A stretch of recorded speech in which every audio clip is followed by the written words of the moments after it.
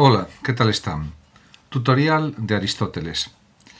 Nos han llegado las obras de Platón destinadas al público, es decir, sus diálogos, pero no su enseñanza en el interior de la academia. En cambio, en el caso de Aristóteles, pues podemos decir que sucede exactamente lo contrario. Sus llamadas obras exotéricas, con X, la mayoría de las cuales son también diálogos, dirigidas al público exterior, se han perdido y no quedan sino algunos fragmentos. En cambio, nos han llegado una gran parte de sus obras esotéricas con S, es decir, sus cursos en el interior del Liceo. En cuanto a sus obras, pues cabe destacar que escribió Aristóteles tratados lógicos como categorías sobre la interpretación, analíticos, tópicos, refutaciones sofísticas, tratados físicos como la física, sobre el cielo, sobre la generación y corrupción, meteorológico, sobre el alma, historia de los animales, sobre las partes de los animales, etcétera, etcétera. También está su obra Metafísica, un conjunto de 14 capítulos o tratados acerca de lo que Aristóteles llamó filosofía primera, en realidad, y que Andrónico de Rodas situó a continuación de los trabajos de física, de ahí su nombre, Metafísica. Están también los tratados de ética, Ética Eudemo, Ética Nicómaco, Gran Moral y Política, y también la retórica y poética, esta última incompleta. Esta ordenación corresponde bastante exactamente a la división de la ciencia hecha por el mismo Aristóteles entre ciencias teóricas, matemáticas, física, teología, ciencias prácticas, ética, política y economía, y ciencias poéticas, retórica, poética, medicina, etc. Aristóteles fue un gran pensador, también una especie de gran biólogo, y nació en el año 384 a.C. en Estagira, Macedonia, y murió en el 322 antes de nuestra era. La recopilación de Andrónico de las obras o de los tratados de Aristóteles condujo también a un cierto error de interpretación, ya que se creyó que frente al carácter evolutivo y siempre abierto del pensamiento platónico, se consideraba que Aristóteles fue un pensador sistemático, dueño desde el primer momento de su pensamiento definitivo, y esto no es así. Sus obras, si bien es verdad, parecen escritas de un tirón y transmiten aparentemente una filosofía acabada y totalmente coherente, pero realmente en el año 1923 Werner Jaeger demostró que no era así. Los fragmentos de las obras exotéricas muestran que Aristóteles pasó primero por un periodo platónico, de mucha influencia de Platón, de su maestro, y que solo lentamente fue creando su propio pensamiento. Además, la recopilación de Andrónico de Rodas ha agrupado, incluso bajo un mismo título, tratados que son de épocas distintas y revelan ciertas diversidades de contenido. De hecho, gracias a las investigaciones de Jaeger, ha cambiado radicalmente la manera de comprender a Aristóteles. También él, como su maestro y amigo Platón, vivió en una búsqueda permanente y en sus escritos es posible encontrar o rastrear la evolución de un pensamiento siempre abierto y que nunca dice la última palabra. Siempre está sometido a cambio, a evolución, podemos decir. Realmente, en este sentido, si hablamos de la vida y evolución de Aristóteles, cabe destacar que, por ejemplo, podemos decir que también, en algunas de sus obras, por ejemplo, en el diálogo sobre la filosofía, Aristóteles emprende una crítica directa de la teoría de las ideas, lo cual no impedía seguir considerándose, o no le impedía seguir considerándose como platónico y continuar en la academia. Y defiende también una religión astral, que sería una especie de contemplación de las ideas que es sustituida por realmente la contemplación de los dioses astros. Ese sería el primer periodo de formación en la Academia Platónica, que dura desde el año 367, cuando entra en la Academia Aristóteles, hasta el año de la muerte de Platón, el año 347 a.C. En el segundo periodo, se puede decir que hay un planteamiento de transición en el pensamiento aristotélico, transición y viajes, que dura desde el 347 al 335. Al morir Platón, Aristóteles abandona la academia acompañando a Genócrates. No son claras las razones de este abandono. En parte es debido porque no podía ser el sucesor de Platón en la dirección de la academia. ya que fue su sobrino Espeusipo el que le sustituyó al frente de la academia, y puede haber habido también otras razones. Por otra parte, también hay que señalar que en el año 343 a.C., 342, Filipo de Macedonia llama a Aristóteles para que se haga cargo de la educación de su hijo Alejandro, que entonces tenía 13 años. Realmente esta época es para Aristóteles es un periodo enormemente creativo. Escribe gran parte de sus tratados de física, lógica, ética eudemo, o mejor ética eudemiana, puesto que fue publicada por Eudemo de Rodas, a quien se le atribuyó incluso la misma redacción, aunque Heidegger demostró que era en realidad la primera ética de Aristóteles, parte de la política y al menos parte de la metafísica. Desde luego, no existe un acuerdo completo acerca de qué cursos pertenecen a esta época. En cualquier caso, el pensamiento de nuestro filósofo experimentó una evolución permanente. El tercer periodo es el de Atenas, del Liceo, desde el año 335 o 334 aproximadamente hasta el año 322. Pertenece a esta época la segunda ética, es decir, la ética Nicómaco, o mejor ética Nicomaquea, editada por su hijo Nicómaco, también sobre el alma y el resto de los libros de la política, la poética y la retórica. Pero, según Heidegger y Farrington, abandonó ya definitivamente las formas y los temas metafísicos para dedicarse exclusivamente a las investigaciones científicas. Otros autores, en cambio, creen que los libros más recientes o los capítulos más recientes de la metafísica corresponden a esta época, por lo que Aristóteles habría sabido reunir y conjugar las especulaciones metafísicas y las investigaciones empíricas o relativas a la experiencia, a la experimentación. Sea lo que fuere, frente a la orientación de la academia, cada vez más consagrada a especulaciones abstractas, el Liceo se parece mucho más, sin duda, a una universidad moderna dedicada a la investigación científica.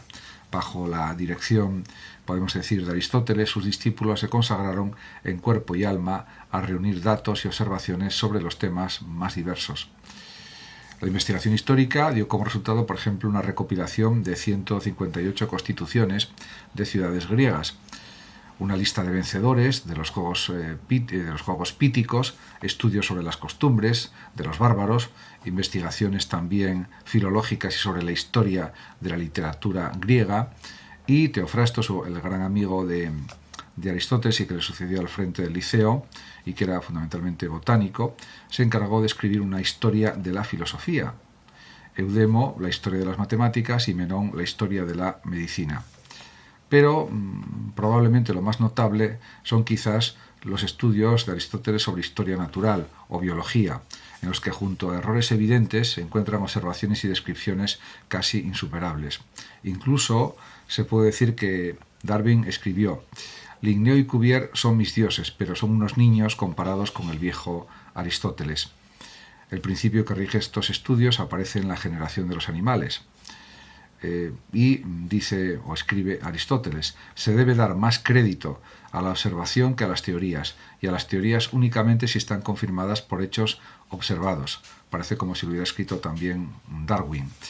Para los griegos del siglo IV a.C., acostumbrados únicamente al juego especulativo, al juego verbal, podemos decir que la observación de los animales debía resultar inútil y despreciable. Por eso escribe Aristóteles en la introducción sobre las partes de los animales algunas ideas que están en la línea de reafirmar el valor de lo observacional. En conclusión, puede decirse, sin duda, que el proyecto aristotélico es de carácter fundamentalmente científico. Platón, por ejemplo, había partido de motivaciones morales y políticas, pero Aristóteles, que era un meteco en Atenas, era extranjero, porque era de Macedonia, y no podía participar directamente en la vida política, pues intenta distintas cuestiones. Por ejemplo, resolver las deficiencias de la teoría de las ideas de Platón. Probablemente el estagirita, o Aristóteles, concibió su filosofía como el perfeccionamiento definitivo, podemos decir, del platonismo frente a las versiones claramente matematizantes de Espeusipo y de Genócrates, los sucesores inmediatos de Platón al frente de la academia. Además, Aristóteles pretendió también desarrollar con una metodología apropiada, que sería una metodología observacional, la ciencia empírica, la ciencia de la experiencia, continuando así la tradición científica de los filósofos jonios. Una corriente de este tipo, por ejemplo, debió existir ya en la academia, especialmente desde la incorporación a la misma de Eudoxo de Cnido, que era un notable geógrafo y astrónomo. En relación con la crítica pues a la teoría platónica de las ideas, Aristóteles dedicó mucho espacio a esta crítica y pues quizás para justificar su ruptura con la academia y la orientación de su pensamiento, que parece ser pues que parte precisamente a partir de esta crítica a Platón. Según Aristóteles, la teoría de las ideas parte de la búsqueda por parte de Sócrates también de determinar y definir la esencia de las cosas, en particular la esencia de las virtudes. Al definir una esencia, lo que es tal cosa, se obtiene el concepto general o universal de la misma. Pues bien, según Aristóteles, y lo dice así en la Metafísica, Sócrates no otorgaba una existencia separada ni a los universales ni a las definiciones, pero los filósofos que vinieron después lo separaron y dieron a esta clase de realidades el nombre de ideas, y de este modo llegaron a admitir como ideas todo lo que se afirma universalmente. Pero podemos decir que en este carácter separado de las esencias, pues Aristóteles no puede admitir que las ideas como esencias existan separadamente de las cosas. Entonces, claro, serían sustancias, realidades subsistentes, es decir, entidades que poseen existencia independiente de las cosas, y eso no lo admite Aristóteles. En conclusión, se puede decir que la crítica de Aristóteles se resume en una frase: no es posible que la esencia de las cosas exista separada de la misma realidad, de las mismas cosas. No rechaza en su totalidad la teoría de las ideas, sino únicamente la existencia separada de las formas o ideas respecto a la realidad material, a la realidad empírica o física. En cuanto a la lógica, pues es evidente que Aristóteles fue el creador de la lógica antigua, aunque la dialéctica de Platón constituye también un importante precedente. Aristóteles no dio un nombre especial a sus escritos sobre esta materia, ya que el término lógica aparece posteriormente en los escritos de los estoicos, y el término órgano, instrumento, Aristóteles quería decir que la lógica era considerada no tanto como ciencia, sino básicamente como una propedéutica o una iniciación o introducción a la ciencia, y también es posterior y solo se empleará a partir del siglo IV después de Cristo para designar el conjunto de los escritos lógicos de Aristóteles. Para el estagirita, la lógica es el instrumento de la ciencia. Ahora bien, en el modo como Aristóteles concibe la ciencia se muestra muy bien hasta qué punto permanece fiel a la herencia socrática y platónica, porque dice que no hay ciencia sino de lo universal y necesario. Por tanto, si queremos tener un conocimiento realmente científico de la realidad, es decir, de las cosas singulares, el único procedimiento válido es conectarlas necesariamente con lo universal. Realmente, su lógica se sigue estudiando. También es verdad que hay que reconocer también la significación de la lógica de los estoicos y de otros pensadores, pero en principio fue una labor realmente enorme la que desarrolló Aristóteles, porque también se puede decir que la lógica silogística aristotélica sustituye a la dialéctica platónica como un nuevo, procedimiento científico.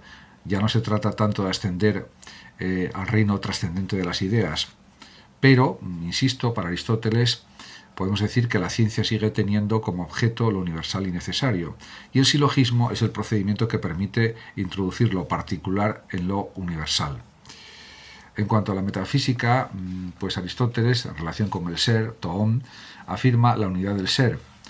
Para Aristóteles hay formas, podemos decir, de ser, pero todas ellas se refieren a una forma primordial, al ser propiamente dicho o a la sustancia, que es lo mismo. Además, para Aristóteles la sustancia no es única. Existen muchas sustancias, muchos seres, por tanto. También las formas del ser no son ya sino modificaciones o accidentes de la sustancia: cantidad, cualidad, relación, lugar, tiempo, posición, estado, acción y pasión. En definitiva, para Aristóteles, sustancia y accidente son los géneros supremos del ser, llamados por Aristóteles categorías, y que están unificados por su común referencia a la sustancia. Pero el ser, para Aristóteles, no es a su vez un género, cuyas especies serían las diversas categorías. El ser lo es todo, y no es posible añadirle nada. En este sentido, la sustancia para él es el ser propiamente dicho. También señala que, según Aristóteles, hay dos tipos de sustancias. Sustancia primera, por ejemplo, el individuo concreto, Sócrates, y sustancias segundas, la especie y el género, hombre, animal. Para él, la sustancia primera es lo verdaderamente real, la sustancia en sentido estricto, ella es el sujeto último en el que tienen, podemos decir, su existencia la especie y el género, e igualmente la esencia y la forma. Por eso se dice que la sustancia primera subyace a todas las cosas. Con todo esto resulta innegable que Aristóteles, como pensador, estaba fuertemente influido por la observación lógica y tiende a veces a dar preferencia a la sustancia segunda. Los individuos perecen, solo la especie subsiste en otros individuos, podemos decir. Muchas gracias a todos por su atención, saludos como siempre a los oyentes de Radio Sofando de México y hasta siempre.